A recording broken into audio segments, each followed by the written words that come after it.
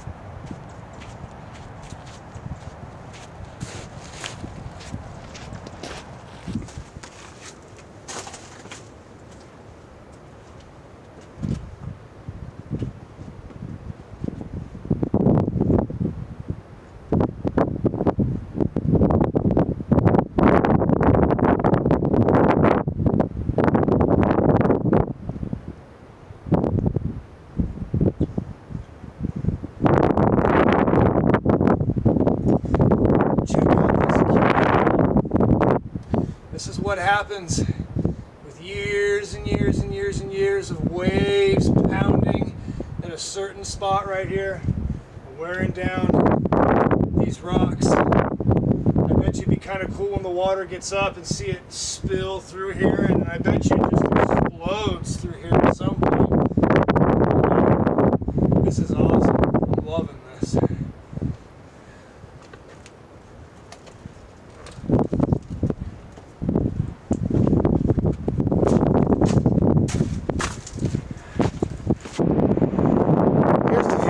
Side of that keyhole, you can see how this bench of rock goes all the way out to where the tide is, but I imagine when the water comes up high enough above that bench, it floods in here pretty quickly.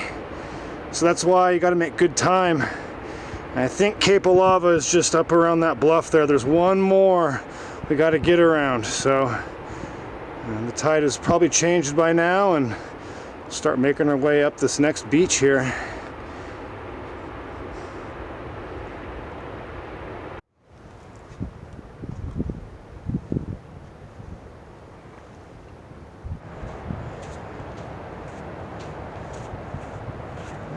approaching the next set of bluffs in the race against the tide.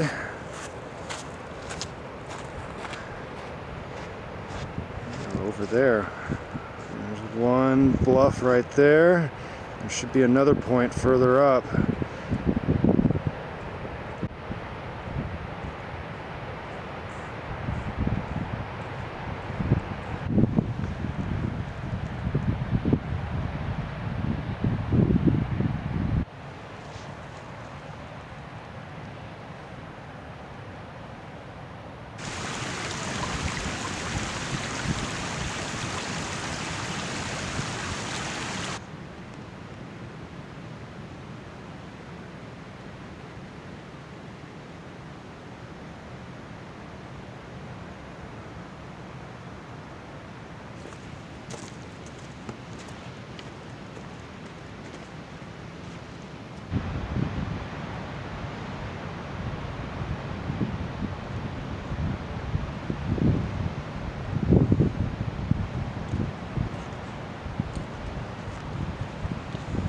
Slippery stuff.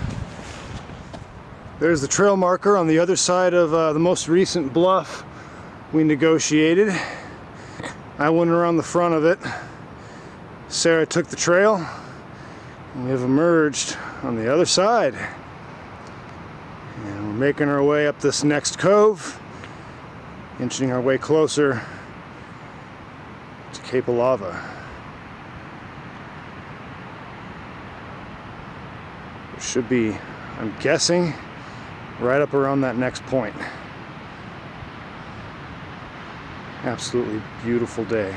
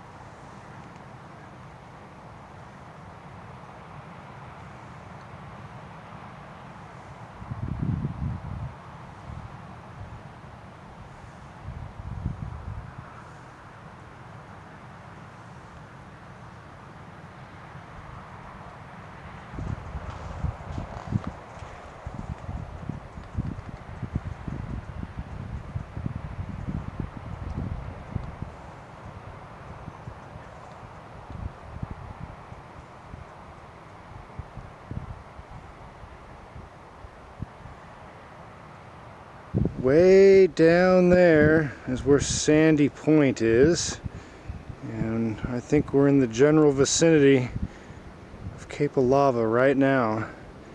We're just looking for the camp. As we find the camp, we will find the trail back to Ozette Lake, and then once we do that, we can take a break.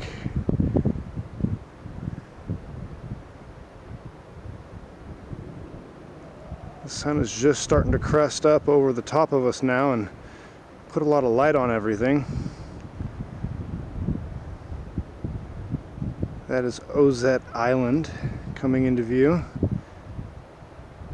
And when the tide's out, you can pretty much walk out to there, I think. A lot of tide pools in this area.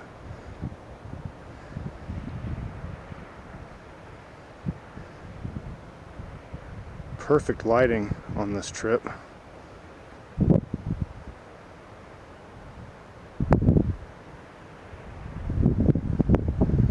around that corner, I believe is the Ozette Lake Reservation. And Olympic National Park continues beyond that. Let's go and see if backcountry camp is up there somewhere. Well, here we are at Cape Alava Backcountry Camp. The trailhead is right over there. That goes up into the forest and back to Lake Ozette. We're having hot food, hot drinks first before we do anything else. It's kind of cool to explore around here. Here are the tide pools. They're starting to fill up in these rock benches just out from Cape Alava. It's really cold out right now. The air is really dense, definitely ripping in from the northwest, making the hands pretty frigid and numb. But this place is just teeming with life right now. There's all kinds of seabirds, ravens. It's definitely an ancient place for sure.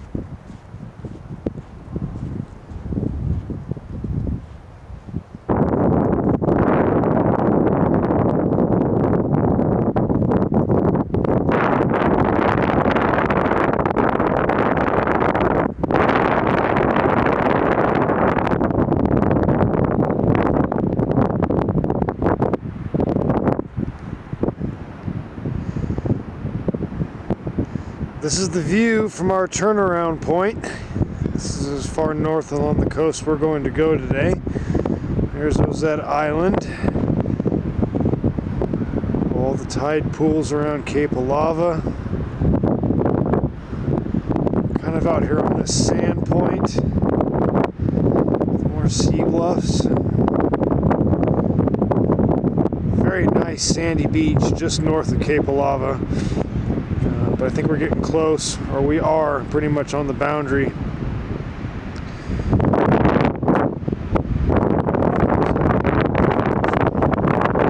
Looking north up there, that's looking towards Cape Flattery. You can see Canada way off over there, and the entire northeast Pacific beyond that. So looking up towards Shishi Beach, Macaw.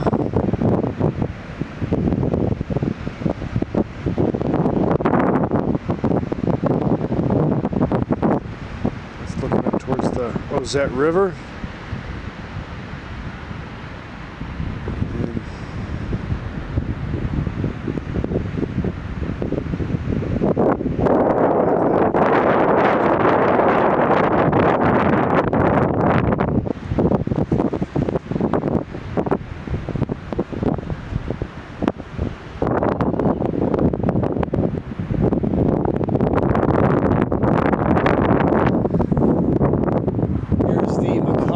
Ozette Ranger Station, and it doesn't look like anybody's on post. Doesn't look like anybody's been on post for a very long time.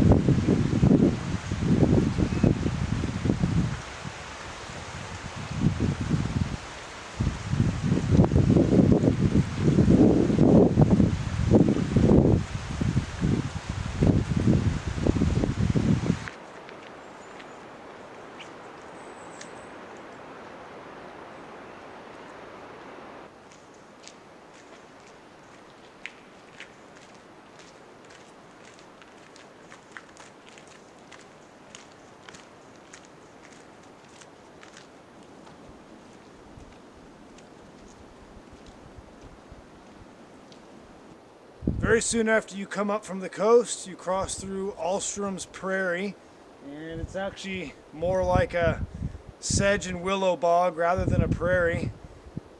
Very, very thick underbrush.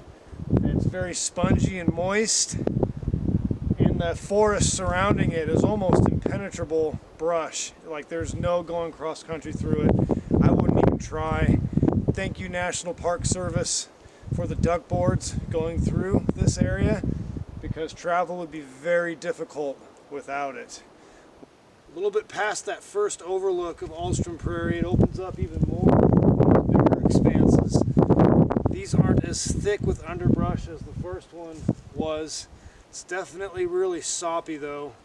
Feet are getting a little wet standing here. Bet you there's a lot of mosquitoes here in the summer.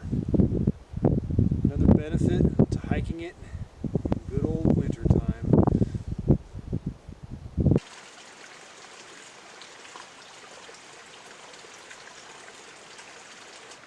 Very lush, thick, green valley. Lots of Oregon grape and Soleil. I'm saying it right.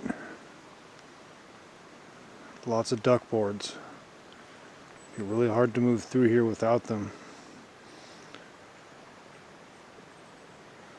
Cedar is definitely the dominant tree in here. Both Western red and Alaskan yellow.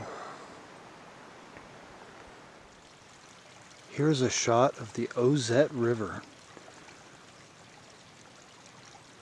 And this flows from Lake Ozette out to the Pacific Ocean. And here we are at the foot of Ozette Lake, where Ozette River flows out of the lake and starts its journey out to the Pacific.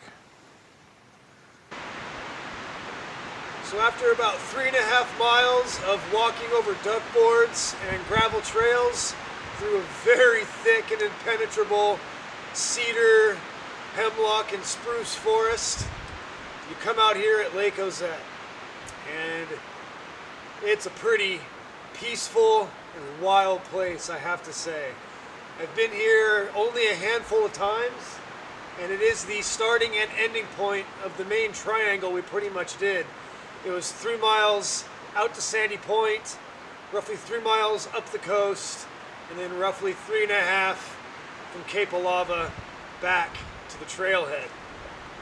And it's just a very peaceful ending for what was a very peaceful hike. Very good weather, amazing views out over the Pacific, a lot of sea stacks we had never seen before. The beach itself was almost all entirely cobblestone and rock, all the way from Sandy Point to Cape Alava.